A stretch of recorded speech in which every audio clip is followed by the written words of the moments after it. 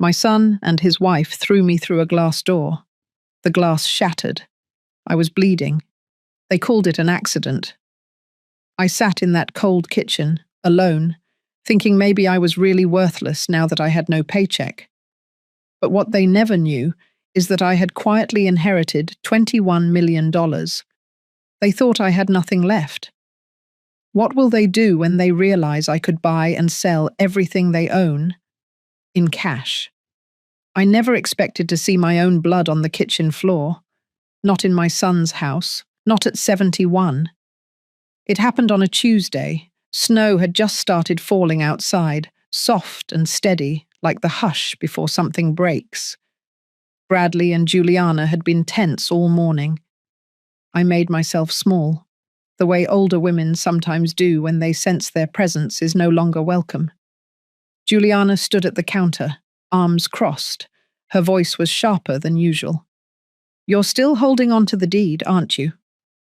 She didn't need to raise her voice. Her tone sliced clean enough. I looked at her, then at Bradley. He didn't meet my eyes. He just stood there, fiddling with his phone, as if this conversation didn't involve him. But it did. It involved all of us. The house still had my name on it, and they didn't like that. I knew they had been planning something. Whispers, missing mail, locked drawers. But I had kept quiet. I said calmly that I wasn't ready to sign anything, that maybe we could sit down later and talk it through, maybe after dinner. Juliana didn't wait. She took 2 steps forward and pointed toward the back door. She said I needed fresh air, that I was being emotional, that it was better if I stepped out. Her hand gripped my arm, not hard at first, but firm. Then something shifted. Bradley, still silent, moved beside her. I remember his hand brushing mine, like he meant to help me walk. I remember the tightness in his jaw. The next second, I was falling. My back hit the glass. There was a loud, dry crack. Then everything gave way. I landed outside, half in snow, half in shards. Cold bit into my arms. The smell of blood mixed with the bitter scent of pine and winter. For a moment, I thought I might never get up again. But I did. I always have. From inside, Juliana shouted that it was an accident, that I lost my balance, that they were trying to help. But they didn't open the door. They didn't come to check, not even Bradley. I stood. My hand was bleeding. My coat was torn. Snow soaked through my shoes. And yet all I could feel was a stillness, not shock, not pain, just stillness, like something inside me had snapped back into place. I turned away, walked down the driveway, not a single word. It wasn't the first time they made me feel like I didn't belong, but it was the first time I saw it clearly. They wanted me gone. They had plans for this house. And in their eyes, I was no longer the mother who raised him. I was an obstacle, a signature, a delay. I didn't go to the hospital. I went to the diner on 4th and Maple, sat at the back booth, ordered coffee with extra cream. The waitress didn't flinch when she saw the blood. She just handed me a napkin and said, quietly, "Take your time." And I did. That night, while the snow kept falling, I booked a rental car and checked into a motel. My hands still ached, but my mind was sharper than it had been in years. I knew I had to act carefully, quietly. I wasn't going to scream or beg or play victim. I was going to do what I had always done best. Observe, think, move. They thought I was weak. They thought I was finished. But they forgot who built this life in the first place. They forgot who made sure they never went hungry, who covered their college loans, who co-signed their mortgage. They forgot. But I didn't. If you're still listening, thank you for being here. Some stories don't start with a smile or a celebration. Some start with broken glass and the silence that follows, but silence, when chosen, can be powerful, and mine was just beginning. Would you have walked away or stayed? Tell me, quietly, in your own heart. Because the next part, that's when everything started to change. I stayed at the motel for 3 nights. It was the kind of place where the sheets were always cold, and the ceiling fan made a soft ticking sound like an old clock running out of time. But it was quiet, and no one asked questions. I needed quiet more than I needed comfort. The morning after the glass incident, I got up early. My hand had swollen a little, but I cleaned the wound and wrapped it again. I made myself a list. Just 4 things. Simple. Measurable. Things I could control. At the top of the list was one word: proof. I had always trusted my instincts. I spent decades reading people in boardrooms and mediation rooms, diffusing conflict with nothing more than a calm voice and the right choice of words. But this wasn't work. This was my life, my son, my home. The lines had blurred slowly over time, until I couldn't tell if I was living with family or among people waiting for me to leave. I remembered something from a few months earlier. A quiet afternoon when Juliana took the kids to her mother's and I had the house to myself. I had installed a small camera back then. Nothing fancy, just a backup. It was tucked into the corner of the bookshelf, disguised as a little ceramic owl. I told no one. I never thought I'd need it. But after that moment at the door, I knew. I called the friend who helped me set it up, Maya, an old colleague from the hospital network. She worked in compliance and tech security, sharp as a tack and never asked unnecessary questions. Within hours, she recovered the footage and sent it to my private drive. I watched it once. Only once. Bradley's hands, Juliana's voice, the angle, the sound of my body hitting the glass, the sharpness of the break. Then silence. There was no denying it now. This wasn't just hurt feelings. It wasn't a misunderstanding. It was assault. And they had covered it with silence and false concern. All while eyeing the house I had paid off 27 years ago. I called a lawyer the next day. Her name was Nadine, a woman in her 50s, with a voice that sounded like gravel and steel. She didn't ask for drama. She asked for documentation. I gave her everything. While she began drafting a case for elder abuse and property coercion, I started packing the rest of my plans into motion. I visited the bank, quietly. Withdrew enough to move things quickly, but not loud enough to raise flags. Most of my funds were untouched, still tied in municipal bonds, a private real estate trust, and a separate account linked to a trust fund left by an old client. 21 million in total. It had taken years, but it was mine. I had never spoken about it to Bradley.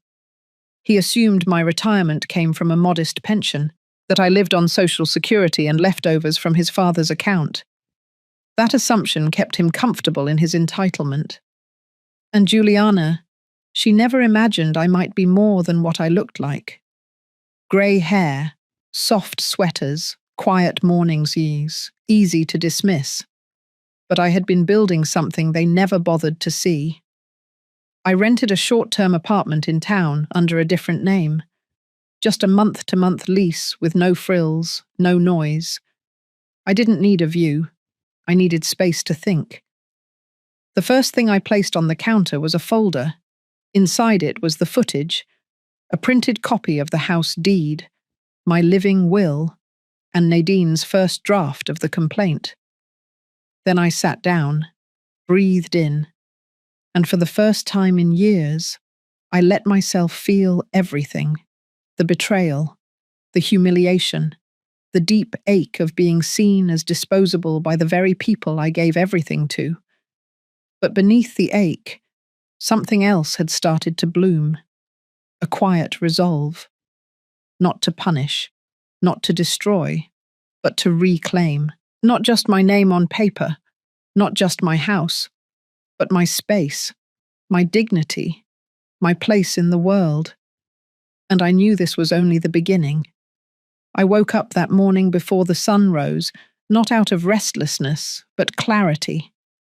There was a strange comfort in the quiet of my new apartment. The hum of the heater, the faint traffic from a nearby road, the hollow sound of my slippers on the kitchen floor. I boiled water for tea and stood in front of the folder I had placed on the counter the night before.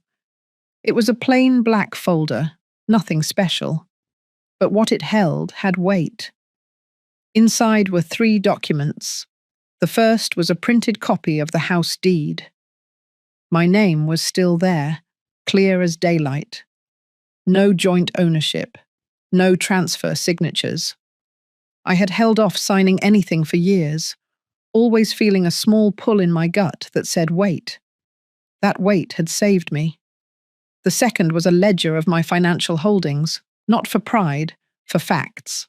Most of the money had come in over decades, through quiet investments in long-term care housing, hospital systems, and wellness centers across 3 states.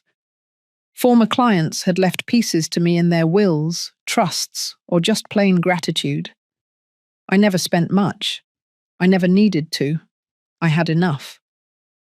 The third was the security footage, a still frame printed on the cover page. My face, my hands in the air, the moment before the fall. I closed the folder gently. Today I would begin filing the formal paperwork with Nadine. But before that, I needed to look backward. One last time. I pulled out an old notebook from my purse, the kind with the green cloth cover, the edges worn soft. I had used it to jot down things over the years.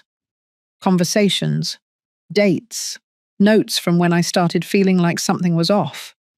It wasn't the big moments that built the full picture. It was the little ones. Like the time I noticed the mail being sorted before it reached the kitchen table, or how Bradley insisted on managing the utility bills himself, even though I had always paid them. The questions Juliana asked, casual but calculated, about who would inherit the house, or if I had updated my will. And then there were the papers I never saw again, my social security statements, the envelope from the bank.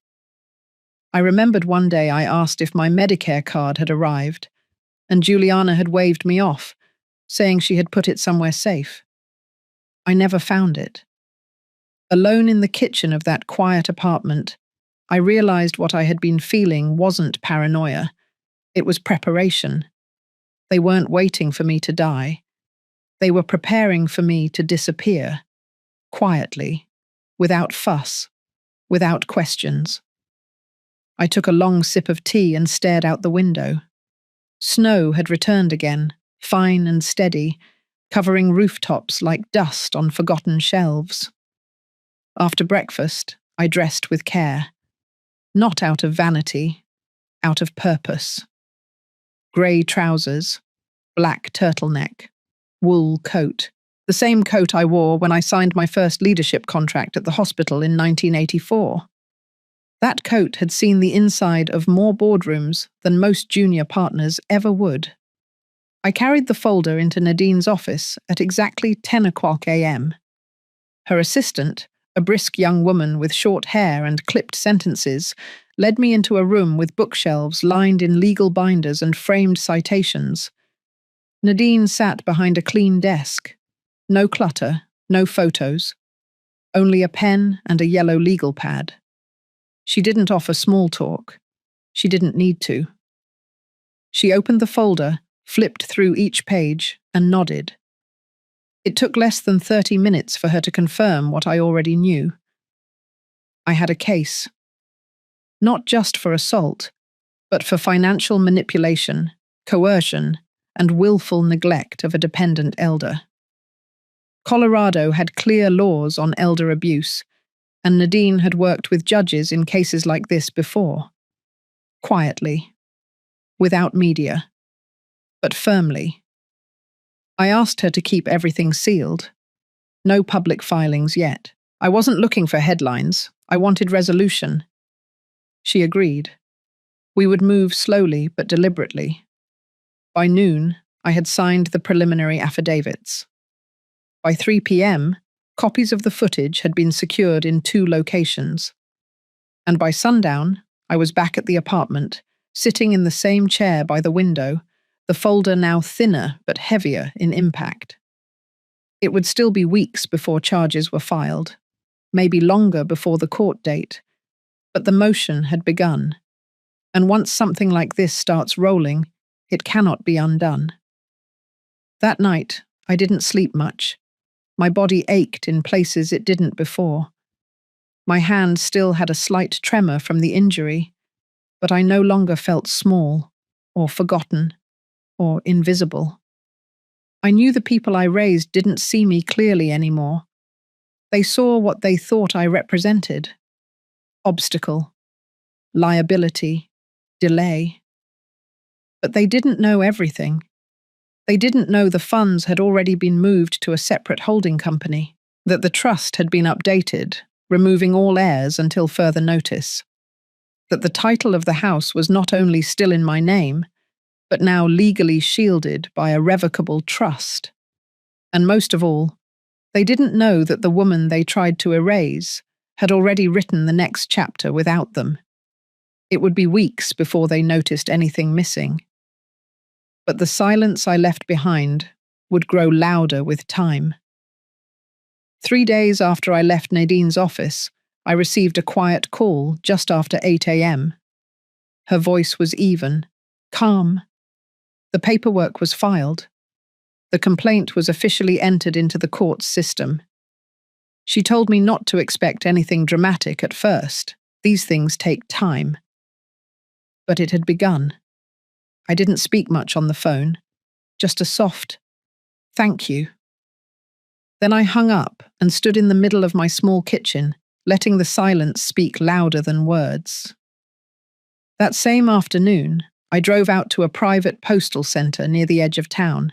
I handed over a pre-sealed envelope with 3 printed items inside: a copy of the complaint, a lawyer's letter requesting the return of any and all house-related documents, and a notice of restricted contact, effective immediately. The address on the envelope was Bradley and Juliana's. I didn't linger. I didn't look back. By the time I returned to my apartment, snow had started falling again. This time, heavier. The kind of snow that presses everything down, makes the world quieter, like a lid on a pot slowly building pressure. I sat by the window and opened my notebook. Flipping back to older entries, I saw how I used to write down things that felt too small to matter. But now they read like a pattern, a strategy. Juliana had once accidentally signed for my medical statements. That was 4 months ago. Bradley had offered to update the property tax info online for me. That was last winter. They had tried to place me on a new phone plan, told me it would save me money. Instead, I lost access to my banking app for 2 weeks. All of it subtle, all of it calculated. I made a new list that day, not of what I had lost, but what I still had full control over. The deed, the trust, the footage, the law, and most important of all, myself. The following morning, Nadine emailed me a case update. The court had issued a preliminary review date. Nothing public, no arrests. But if things continued as expected, the footage would be used as direct evidence, and a temporary restraining order could be placed. I didn't celebrate. I didn't breathe easier. But I felt something settle inside me. Not relief, not satisfaction, just alignment. That week, I also met with Marcus, an estate planner I had worked with years ago during the restructuring of one of my older clients' retirement portfolios. He was reliable, discreet, and always treated me as if I still wore the title from the hospital, even though I hadn't in over a decade. I told him to prepare documents that would move the bulk of my holdings into a new foundation. a non-profit trust to support career retraining and wellness resources for women over 60, especially widows, especially those who had given everything to family, only to find themselves discarded once they were no longer needed. Marcus didn't blink. He asked smart questions, gave me timelines, told me what was possible and what was wise to delay. I left his office with a binder of drafts and a calendar full of quiet steps. Outside, the streets were slick. Pedestrians moved carefully. I walked slower than usual, not because I was tired, but because I could afford to now. For the first time in years, I wasn't rushing to prove anything. I spent that night going through old photo albums, not out of sentiment, out of truth. I wanted to see the moments I had forgotten, the smiles that were real, the holidays where the warmth didn't feel rehearsed. One photo stuck out. Bradley, at 12, sitting beside me on the hospital lawn, eating a sandwich I had packed in a lunchbox. His hair messy, his arm looped around my shoulder. He wasn't cruel then. He was just a boy with too much emotion and not enough space to process it.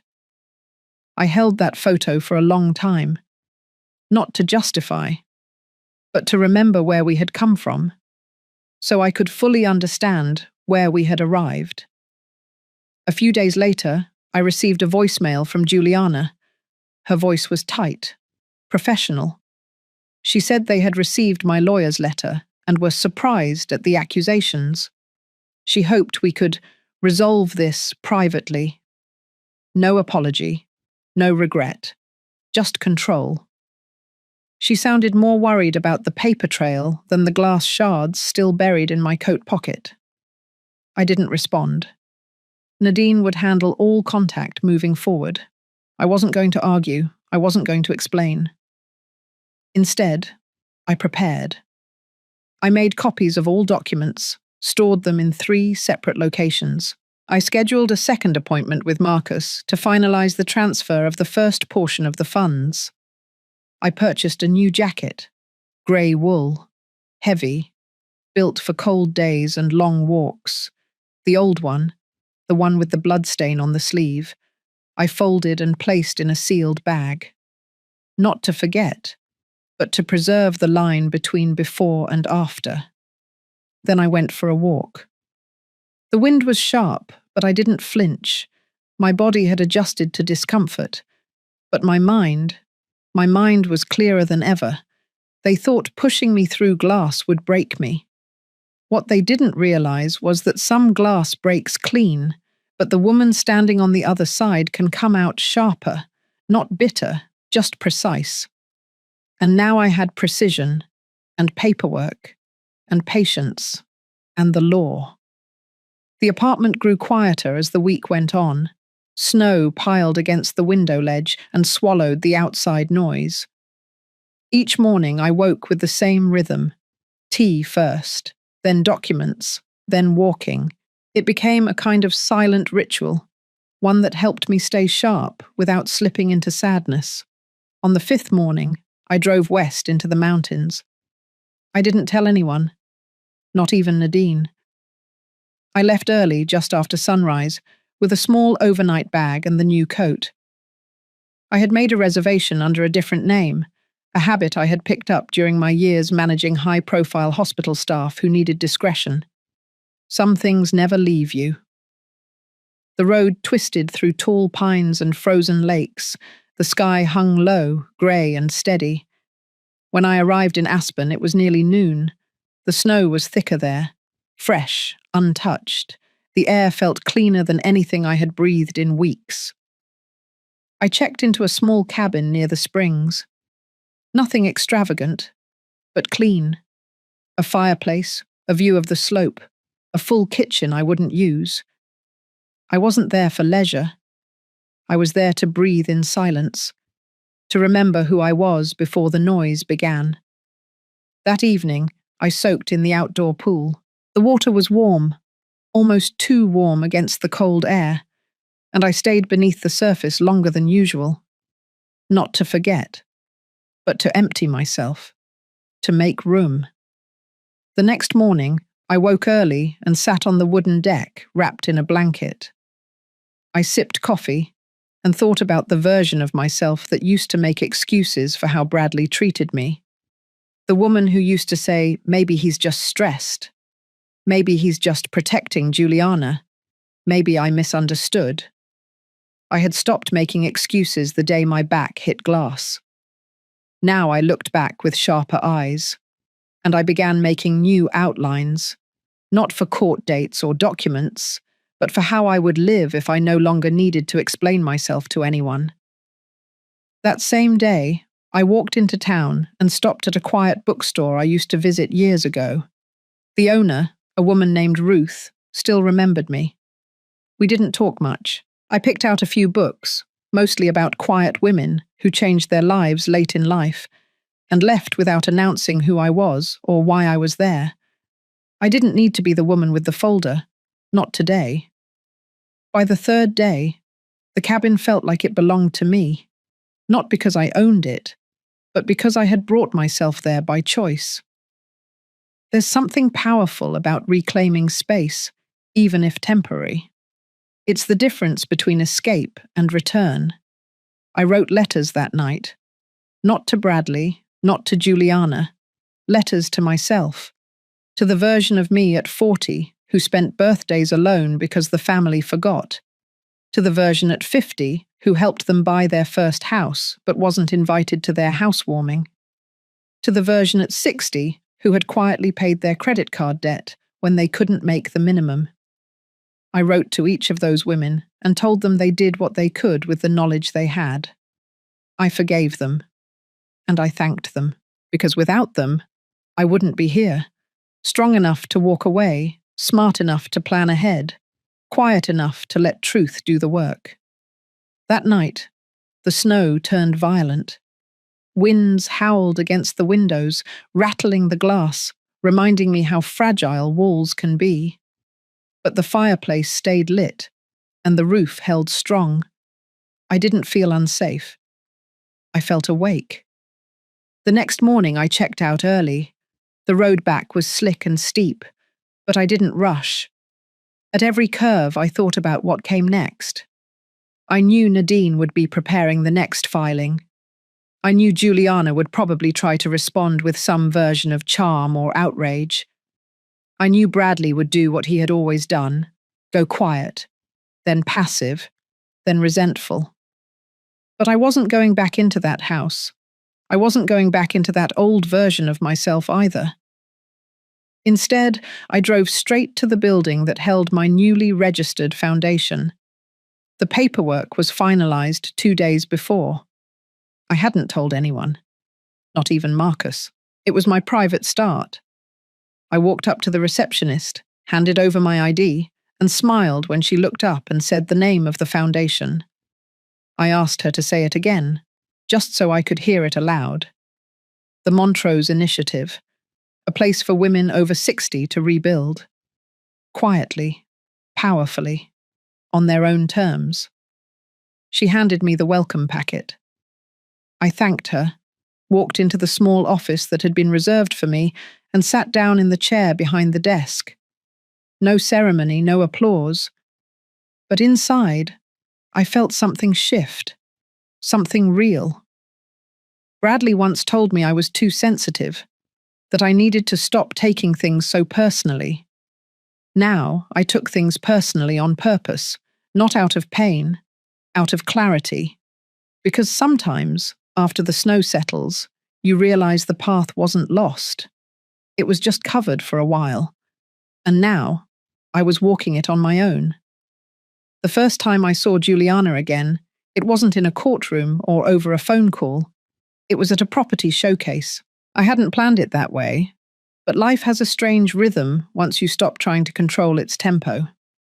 The firm she worked with was hosting a tour of newly renovated homes on the outskirts of Denver. One of the homes, a minimalist 5-bedroom ranch style with open beams and Scandinavian interiors, had been funded by a private investment group. What Juliana didn't know was that the group had recently come under new management. Quietly, discreetly. That management was me. I had arrived 10 minutes early, wearing dark sunglasses and a long coat. I didn't need to hide, but I also didn't want to be the center of attention.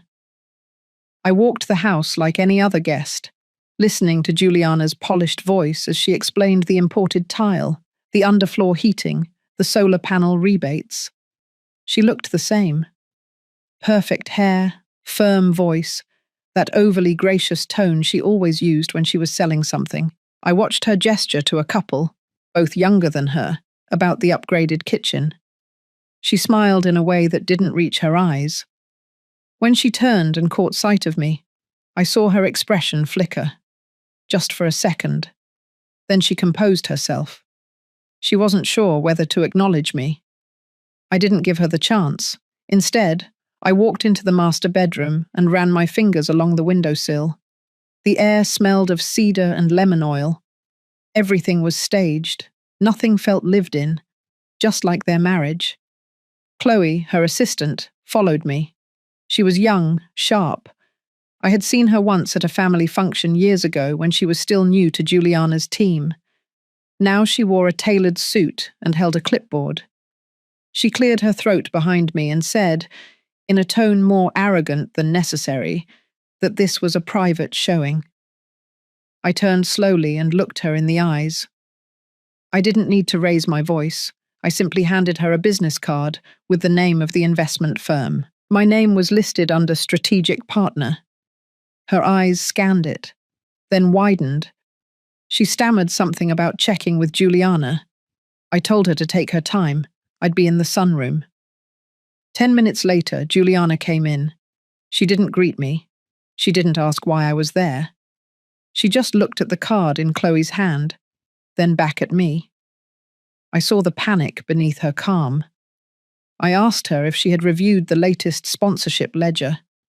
She didn't answer. I already knew the answer. The company she worked for had taken a bridge loan from a group of silent backers for that particular renovation. When I had assumed management of the fund, I became a silent partner, not for power, for positioning. Juliana stood rigid, her eyes calculating. I could almost hear the gears turning in her head. She knew this wasn't random. She knew this wasn't a coincidence. I told her simply that everything had a paper trail, that all things left behind eventually lead back home. And then I left. I didn't wait for a response. I didn't need a confrontation. That wasn't the point. The point was to remind her that she had underestimated the wrong woman. That evening, I sat alone at a small cafe just outside the city, sipping black tea as the sky turned a deep purple. A young waitress asked if I needed anything else. I smiled and said no, thank you. For the first time in a long while, I didn't feel invisible. Later that night, I checked my email. Nadine had forwarded new correspondence from the court. The investigation had officially moved from preliminary review to active motion. There would be interviews, depositions, and if necessary, hearings. She had also included a list of evidence items now sealed for the case. Among them was the footage from the night of the incident, sworn affidavits from 2 neighbours who had heard the argument, and the financial history of Bradley's attempts to consolidate my utility bills under his name. It was slow progress, but solid. That same week, I received a notification that the trust paperwork for the Montrose initiative had gone through. The bank confirmed the first transfer had settled. $5 million, set aside for operational costs and long-term endowments. I let out a breath I hadn't realized I'd been holding. I thought about what Juliana might have told Bradley when she got home from the showcase, whether she softened it or whether she let the full truth sting. I would never know. That part didn't belong to me anymore. What mattered was that the ground beneath their feet had begun to shift, and I was no longer standing still.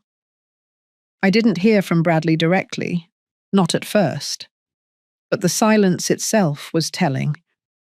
For someone who had always managed to insert himself into every conversation, every room, every choice I made, his sudden retreat spoke volumes. Juliana, however, couldn't help herself.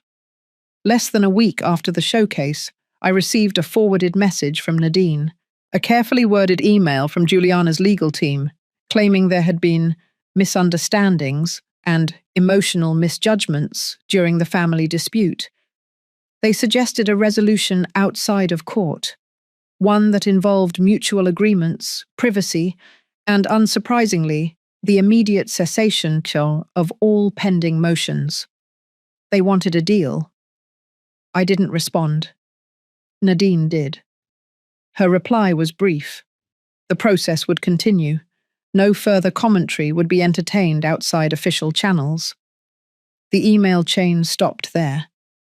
Later that same day, Marcus called. He wasn't the type to panic, but his voice had a tightness I hadn't heard before. He had received an unexpected inquiry from a third-party real estate group asking for ownership verification regarding one of the parcels linked to my trust. Apparently, someone was trying to poke holes. I asked Marcus what he needed from me. He paused, then told me he already handled it. The documents had been reinforced months ago, thanks to the restructuring we had done early in the year. There was nothing to worry about. Still, he wanted to keep me in the loop. After we hung up, I sat in my living room, staring out at the slow drift of snow. I wasn't surprised. I had expected pushback. But this was something else. This was desperation disguised as strategy. That evening, I reviewed the list of properties Bradley had once asked me to co-sign for, back when he and Juliana were still building their business. At the time, I had declined politely. Something about the way he had worded it, like it was my duty as a mother, made me hesitate. I hadn't known why back then. I just knew it felt wrong. Now it felt like instinct had protected me. Quiet, stubborn instinct. The next morning, Nadine sent another update. The preliminary discovery phase was closing. The court had approved the next step. A pre-motion hearing would be scheduled, and with it, the release of evidence to both sides. That meant the footage would no longer just be a quiet file stored on a private drive. It would become a matter of record. I spent that afternoon walking through the local arboretum, even though the paths were half frozen and the benches cold. There was something comforting in moving forward while everything else seemed to be standing still. As I walked, I thought about the last Christmas I had spent in that house. Juliana had ordered catering. Bradley had barely spoken to me. The grandkids had been glued to their tablets, uninterested in the gifts I had carefully picked and wrapped. I remembered placing a glass ornament on the tree and seeing my reflection distorted in the silver surface. I didn't know then that it would be the last time I'd sit at that table. But now I was glad I hadn't known, because I might have stayed too long out of guilt. And guilt was no reason to keep bleeding. Later that week, the court issued a formal notice. The hearing would take place in 2 weeks' time. It wouldn't be dramatic. No televised drama, no packed room, just a judge, a few attorneys, and documentation. Still, it would be the beginning of truth being spoken aloud. Meanwhile, I kept moving. I met with the Foundation's first round of advisors, women from different parts of the state. Some had lost their spouses, some had lost their homes, but all of them had one thing in common. They had been overlooked. As I listened to them share their ideas, I realized something. For all the silence I had endured in that house, for all the times my voice was softened or dismissed, I had never truly lost it. I had just been speaking to the wrong people. After the meeting, one of the women walked up to me. Her name was Janice. She had soft eyes, but her voice had weight. She told me she had seen the way I listened, not just to reply, but to hold space, to make room for someone else's truth. It was the kindest thing anyone had said to me in a long time. That night, I pulled the folder out again, the one I had kept since the beginning, the one that held my medical files, financial records, copies of the trust, and the external hard drive containing the video. I placed it in a new fireproof safe I had installed in my apartment the week prior, because it was no longer just protection, it was preparation. The house Bradley and Juliana had tried to control was no longer theirs.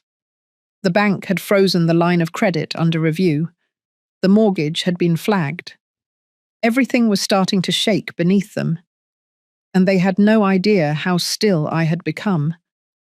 Because stillness, I had learned, is not weakness. It is waiting with intention. And I was done waiting. It started with a phone call from Nadine on a quiet Thursday morning. Her tone had changed. It wasn't sharp, but it carried a weight I hadn't heard before. The house, my former house, was officially under investigation. The footage had been reviewed by both the court and a special division that handled elder abuse. They were taking it seriously now. She said there would be an official site visit. Officers would be sent out, not just to collect more evidence, but to walk the ground, to see the place where it happened, to observe the setting in its real, physical context. Juliana had been the first to call the court that morning, apparently frantic, apparently caught off guard. I didn't feel satisfaction, not even relief, just a stillness, like watching the first crack spread through the surface of a frozen pond. I didn't ask for details. Nadine said she would handle everything. What I needed to do now was stay steady. No contact, no sudden movements. The process was working as intended. Later that day, I sat at my small dining table, my fingers resting on the soft edge of the teacup. The snow outside had begun to melt slightly, a rare moment of sun cracking through the weeks of cold. I let it land on my face through the window. Quiet, warm, unbothered. That afternoon, I received a message from an unfamiliar number. Short, no greeting. "Your neighbors are talking. What are you doing to us?" There was no name, but the number was tied to Bradley's phone. He hadn't spoken directly to me in months, not since the night he pushed me, not since my blood soaked into the floorboards of a house he no longer controlled. I didn't respond. I passed the number to Nadine. She flagged it for documentation. That evening, I went walking through the city, not far from the courthouse. I passed by one of the legal offices that had once rejected my claim when I came in without a lawyer, just a bruised wrist and a tremble in my voice. They hadn't even offered a consultation, just a polite nod and the number to a hotline. Now I walked past without bitterness. I had Nadine now. I had a file the size of a hardback novel. I had official attention. At home, I reviewed the timeline again, not because I had forgotten, but because I needed to remember how long it had taken for truth to take shape. The fall, the silence, the hospital, the questions, the apology that never came, the first email to Nadine, the footage transfer, the quiet filing, the first letter, the pushback, the showcase, the moment at the sunroom, the call from Marcus, the trust established, the hearing scheduled, and now the site visit. None of it happened overnight, but together it had built something undeniable. The next morning, I received word that the officers had visited the house. They had spoken with the neighbours. One of them, Mrs. Kendall, who lived 2 doors down, had given a sworn statement. She said she had seen me leave that night with a torn coat and blood on my sleeve. She had been afraid to say anything before, afraid of disrupting the neighbourhood, afraid of being dragged into something ugly. But the footage changed that. It wasn't a matter of opinion anymore, it was fact. Nadine told me there was growing talk inside the court about formally charging both Bradley and Juliana, not just with assault, but with endangerment and intentional concealment of evidence. They had waited too long to claim it was an accident. They had done too much to cover it up. That weekend, I visited the office of the foundation again.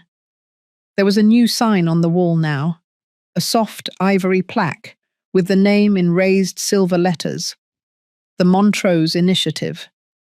A young woman greeted me at the door. She was just 23, interning while working toward her nursing degree. She smiled brightly and offered to show me around, not knowing who I was. I told her I preferred to walk alone. She nodded, respectful.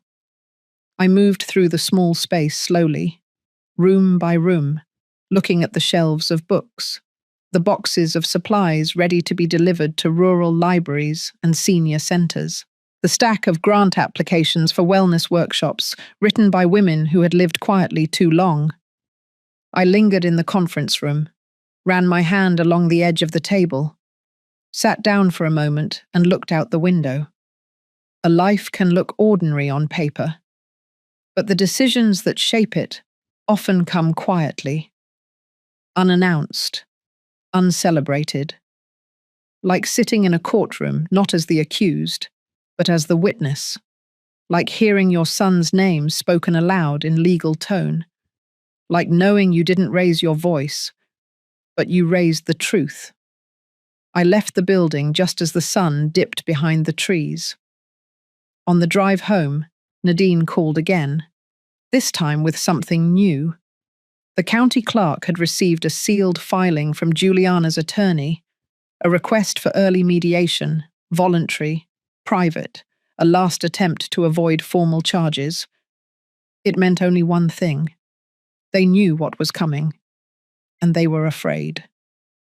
I pulled the car to the side of the road, rolled the window down, let the air sting my face. I didn't feel victorious.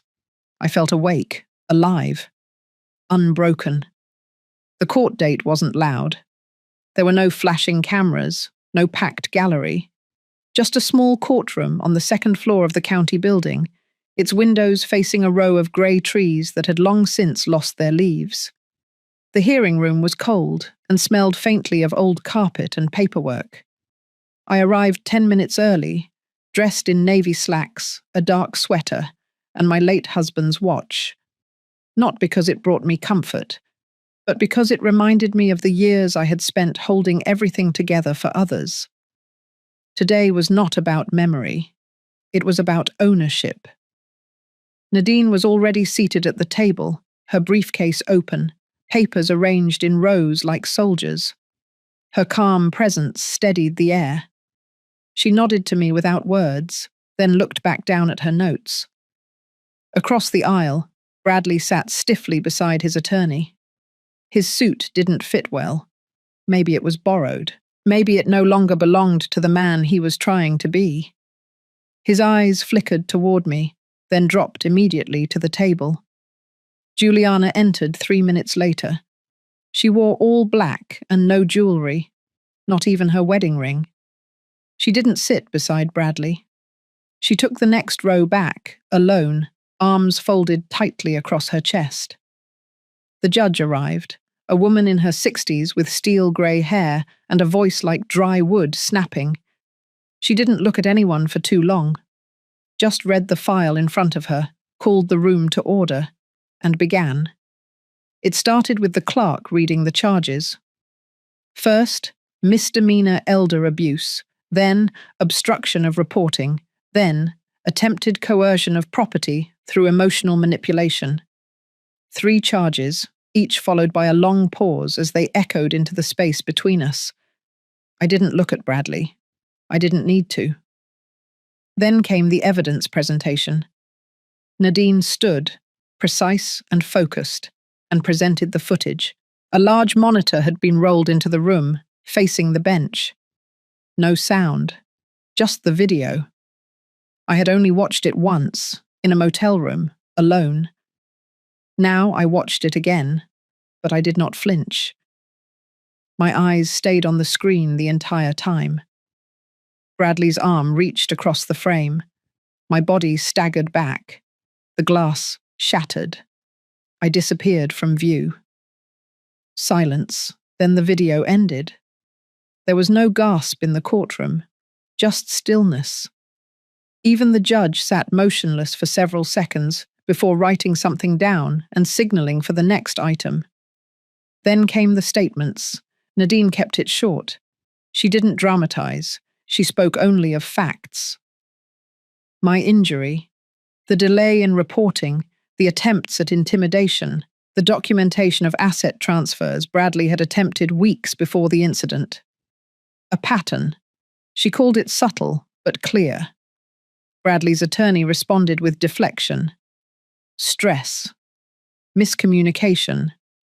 A family argument taken out of context. A moment of unintentional harm. He painted a picture of a son pushed too far by misunderstandings. Then Juliana was asked if she wished to make a statement. Her lawyer leaned in. She shook her head. No words. Her silence was the loudest thing she had ever said to me. The judge didn't deliberate long. She didn't hand down a full sentence. This was only the evidentiary hearing. But she did rule that the case would proceed to full review, that the evidence warranted further action, that the protective order I had requested would be extended. Bradley was ordered not to contact me in any form. Juliana as well. Financial access frozen, shared accounts under audit. The investigation would expand. When the gavel came down, I didn't exhale. I just stood, nodded to Nadine, and walked out of the room without looking back. Outside, the wind had picked up. Leaves scraped across the sidewalk like dry whispers. I walked slowly, deliberately. Every step felt earned. At the cafe nearby, I ordered a small black coffee and sat at the corner table. No one recognized me. No one needed to. I opened my notebook and drew a line through today's date. Then I turned the page and wrote one sentence. I am not broken. When I returned home that evening, a letter was waiting for me. Not email, not a phone call, a physical letter, handwritten. It was from Bradley. The envelope was plain. The handwriting was uneven, like his hand had trembled while writing it. He said he was sorry. He said he had been under pressure. He said he didn't know what came over him. He said he didn't expect it to go this far. He asked me to remember the boy he used to be. I read it once. Then again. Then I folded it and placed it in a drawer I rarely opened. Not out of bitterness, but because forgiveness is a process, not a performance. That night, I sat by the window with the lights off. I didn't cry. I didn't smile. I just sat in the quiet, letting the night hold its weight. The house they tried to take had been restored to my name. The deed corrected. The will updated. My foundation had gained its non-profit status. We had our first official board meeting scheduled in 2 weeks. There were lives I would help change. Not out of revenge, but because I could. And that was power. Not the kind that shouts, the kind that builds. I sat on the edge of the guest bed in my new apartment, the letter still tucked away in the drawer across the room. I hadn't touched it again since that night, but I'd thought about it, not the words he wrote, but the things he didn't say, the things he didn't seem to understand. All those years, I held my tongue. I let myself shrink in corners. I let them speak over me, correct me, dismiss me with soft smiles and patronizing silence. Not because I didn't know better, but because I thought love meant choosing peace over pride. That day in the courtroom, when he couldn't look me in the eye, I finally understood. I had given too much. I had raised a son on fear, not the kind that shouts, but the kind that whispers quietly. Don't push too hard. Don't expect too much. Don't disappoint. And now I was seeing that child reflected back in the man, a man who had learned that guilt could be brushed off, that apologies were enough, that forgiveness was automatic. I stood up and walked to the window. Snow was falling again. The city never truly stopped moving, but there was a calm in the rhythm of it. I breathed slowly. For once, the tightness in my chest was gone. The next morning, I attended a community roundtable hosted by the foundation. We gathered in a rented hall at a library branch just outside Denver. Dozens of women came, some alone, some with daughters, some with notebooks full of dreams they had put off for decades. I watched them speak, nervous at first, then stronger as their voices met nodding heads and understanding eyes. There was something holy about the way they listened to one another. No judgment, just shared ache and quiet recognition. During a break, a woman named Felicia sat beside me. 65. Recently divorced. Her son had moved away and barely called. Her eyes were kind but worn. She told me she used to think becoming invisible was just part of aging, that it was normal. Now she wasn't so sure. I told her that I had once mistaken silence for strength, too, that I had thought not asking for anything was a kind of virtue. She laughed softly and said, "Then maybe it's time we rewrite what strength looks like."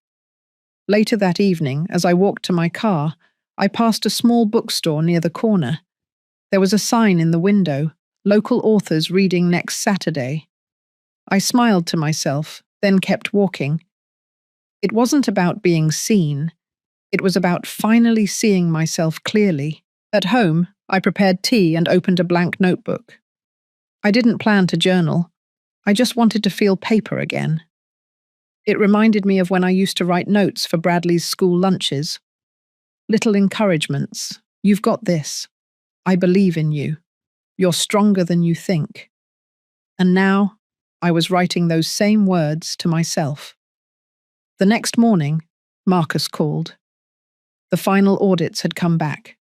Every attempt Bradley and Juliana had made to touch my assets had failed. The fraudulent requests, the disguised inquiries, the manipulative paperwork filed just days before the incident, all documented, all blocked, all traceable. Marcus's voice carried a quiet pride. He also told me something I didn't expect. A law student working under his mentorship had offered to take the case further, not for more punishment, but for precedent. The footage, the documented pattern, the silence I endured. It all painted a picture of systemic elder abuse that often went unseen. She wanted to write about it, raise awareness. I gave my consent. Not because I wanted my story to be told, but because I wanted others like me to know they weren't alone. That same week, Juliana's name was removed from 2 properties she had tried to leverage. The bank had reversed the transfer. She had no legal claim. And Bradley? His accounts remained frozen. The judge had set a review hearing for financial restitution. And yet, I didn't feel triumph. I didn't need it. What I felt instead was a soft clearing. A quiet path opening before me, no longer tangled with confusion or dread. That weekend, I went back to Aspen. I walked the trails I had first found months ago, when I ran from the chaos, unsure of what was next. This time, I walked them not as someone escaping, but as someone returning. On the last stretch, as the sun began to dip low, I stopped near the ridge that overlooked the valley. I closed my eyes. I thought about that night. The glass, the silence, the ache in my chest as I waited for an apology that never came. And I whispered softly, not to him, but to myself. You didn't deserve that. Not the push, not the neglect, not the years of being talked over, looked past, depended on only when convenient. Not the assumption that you would always be there, always say yes, always stay small. You didn't deserve any of it. And you survived it anyway. That night, I slept without waking once. The first full sleep I'd had in years. No memories chasing me through the dark.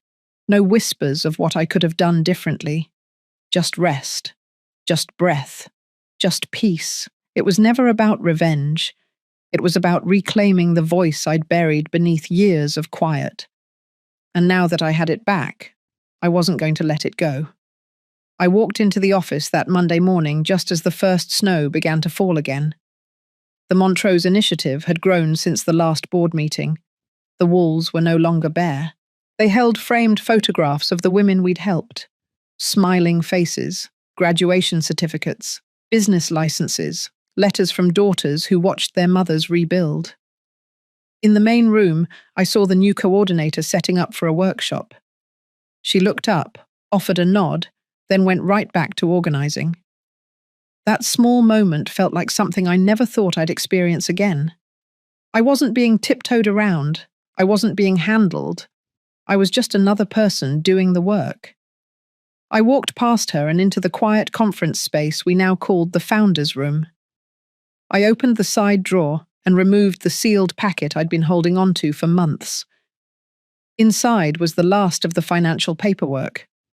The full transfer of my remaining assets into the trust fund. $21 million. It still didn't feel real. And yet here it was. Signed, sealed, legally untouchable. Not just for tax protection, not just for image, but because I wanted the money to outlive me in a way that didn't carry blood or guilt. I sat at the long table and read over the final statement. Everything had been processed. The lawyers had double-checked every number. There was nothing left with my name on it, except for one line. Permanent, designated use. Empowerment of older women in transition. I took a pen and signed the last page, slowly, carefully, as though I were signing a goodbye to a version of myself that used to be afraid of her own worth. That evening I drove to the old house one final time. The new owners were a retired couple from Oregon. They had never heard of Bradley or Juliana. They were told the house had been tied up in probate and that it took longer than expected to reach sale. They hadn't asked much beyond that. They just wanted a quiet home near the trails. I stood across the street, engine still running. The porch light was on. Wind chimes swayed softly under the eaves. I could barely see the crack in the new glass door. They had replaced it, but the frame still held a faint mark where the original had splintered. I didn't need to walk up. I had no desire to reclaim it. I had already done that, in a different way. As I turned to leave, my phone buzzed. A message from Nadine. The final judgment had been released. Bradley would be placed under a restricted order of financial access for 5 years. He would be required to undergo counseling for abusive behavior toward vulnerable adults. Juliana had agreed to settle, relinquishing her claims on shared property and withdrawing her pending appeal. There would be no trial. And just like that, it was over. Not loudly, not with headlines, but with signatures and silence. I drove back to my apartment and sat for a while in the car, letting the weight of it all press gently against my chest. There had been no scene, no screaming, no confrontations in hallways or bitter phone calls, just quiet consequence, the kind that grows slowly and lands where it's supposed to. I went inside and opened the window. The snow was still falling, but soft now, like ash after a fire has burned itself out. In the weeks that followed, I rarely thought of Bradley, not out of spite, but because the version of him I had carried for years no longer lived in my mind the way it used to. The father of my grandson, the boy I once held through the flu, the man who forgot I was human. He would carry his own consequences, and I would carry something else. Peace, clarity, purpose. In one of our staff meetings, a young intern asked me how we decide who receives support. I told her we look for women who remind us of who we used to be, not because we're trying to save them, but because we want to stand beside them while they learn to save themselves. She smiled and nodded, and I knew she understood. That night, I sat by the window again, pen in hand. Not to write a letter, just to mark the day, I wrote one line. Justice isn't always loud, but when it's real, it doesn't need to be.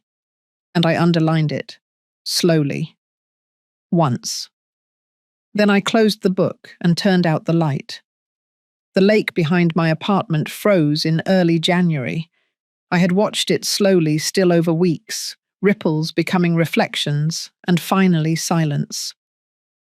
That morning I walked the trail around it with a cup of coffee in my gloved hand, scarf tucked into my collar. The air was cold, but not bitter. It didn't sting the way some winters used to. It felt clean, like something had finally settled. I had just left the last board meeting for the quarter. We reviewed the numbers, the impact reports. Over 200 women had come through the program that fall. Some were now employed, others were in training. A few had moved into housing provided through our new partnership. One woman, Donna, in her 70s, had started her own bookkeeping service. She had cried in my office when she got her first 3 clients. I remembered what she said, hand trembling as she showed me the checks. I thought life was done with me. Turns out, I just needed a second wind. As I passed the bench near the big willow tree, I stopped and sat. It used to be hard for me to sit still. I always felt I had to prove something, show I was useful, needed, unshakable. But I had learned that being quiet wasn't the same as being invisible, and being strong didn't mean being silent. The phone buzzed in my pocket. It was a message from Nicole, my granddaughter. She had sent a photo, just a simple one. A sketch she had drawn of a woman sitting at a window, cup in hand, looking at the snow. Underneath, she wrote, "I remember you like this." I didn't respond. Not yet. My heart was still too full, not with grief, but with something heavier and softer. Forgiveness, maybe. Not of Bradley, not of Juliana, but of myself.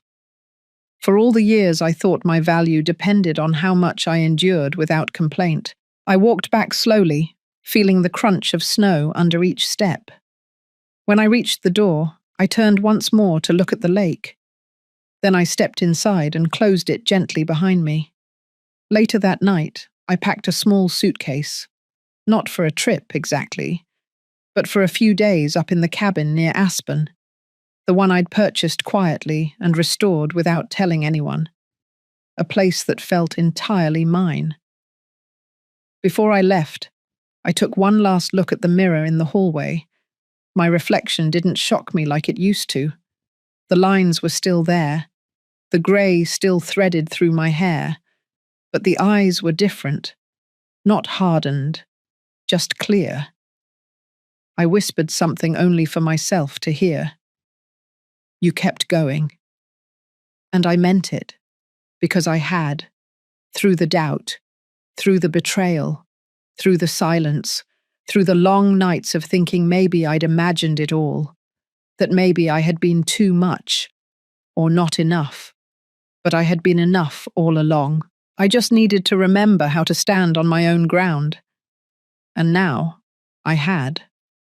If you've ever chosen silence because no one would listen, if you've ever been dismissed or forgotten by the people you love, then this story was meant for you.